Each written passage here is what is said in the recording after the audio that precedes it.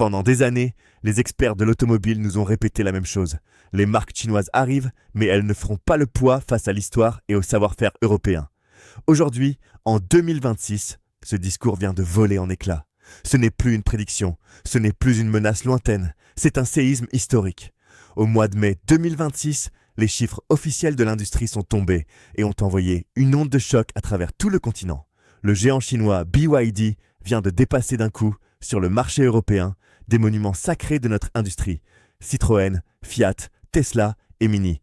Vous avez bien entendu, une marque que la majorité des conducteurs ne connaissaient même pas il y a 3 ans, vend désormais plus de voitures chez nous que la marque historique des chevrons ou la firme d'Elon Musk.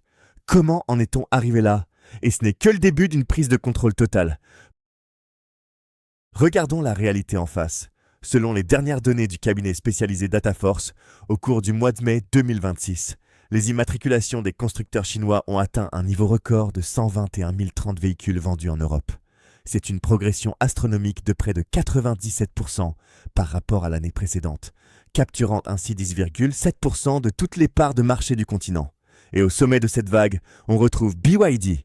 Avec plus de 32 000 livraisons sur un seul mois, la firme de Shenzhen s'installe directement à la table des constructeurs généralistes. Pendant ce temps, les géants européens boivent la tasse. Les groupes majeurs comme Stellantis ou Volkswagen enregistrent des baisses de régime inquiétantes, alors même que le marché global progresse.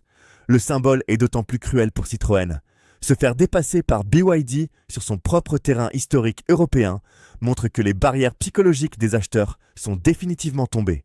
La peur du Made in China s'est effacée devant le pouvoir d'achat. Même Tesla perd de sa superbe. Victime d'une gamme vieillissante et des polémiques d'Elon Musk qui font l'objet de boycotts, la marque américaine voit ses ventes reculer, laissant le champ libre à l'ogre asiatique. Mais alors, quel est leur secret? Pourquoi l'Europe n'arrive-t-elle pas à répliquer? La réponse tient en 2 mots. Intégration verticale. Contrairement aux constructeurs traditionnels qui achètent leurs pièces à des centaines de sous-traitants mondiaux, BYD fabrique presque tout elle-même. À l'origine, cette entreprise est un fabricant de batteries, le cœur le plus cher d'un véhicule électrique. En produisant sa propre technologie, notamment sa célèbre Blade Battery, sans cobalt ni nickel, la marque contrôle ses coûts à un niveau inaccessible pour la concurrence. Elle produit plus vite, gère ses propres puces électroniques, maîtrise sa logistique et peut ainsi se permettre des tarifs ultra agressifs tout en conservant une marge confortable. Là où un constructeur européen passe des années à renégocier ses contrats de pièces en période d'inflation, l'organisation industrielle de BYD élimine les intermédiaires. Résultat concret pour le consommateur, des citadines comme la Dolphin ou des SUV comme l'Atto 3 affichent un rapport prix-équipement qui fait passer nos modèles locaux pour des technologies d'ancienne génération.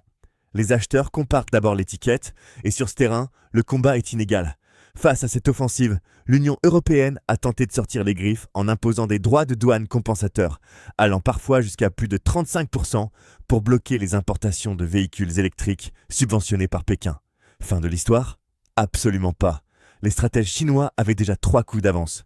Pour contourner ces barrières douanières, les marques asiatiques ne se contentent plus d'exporter par bateau. Elles s'implantent directement chez nous. BYD est actuellement en train de finaliser la construction de sa toute première méga-usine européenne en Hongrie, à Szeged. Mieux encore, la firme cherche activement à racheter des usines déjà existantes sur le continent pour ouvrir un 2e site de production. Or, la règle économique est stricte.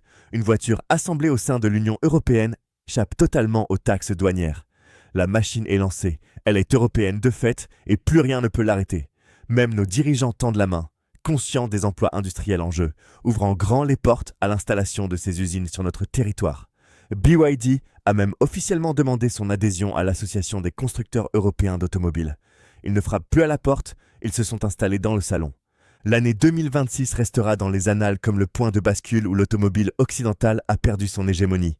L'Europe s'est reposée sur ses lauriers et sur ses moteurs thermiques pendant que l'Asie réinventait la mobilité de demain.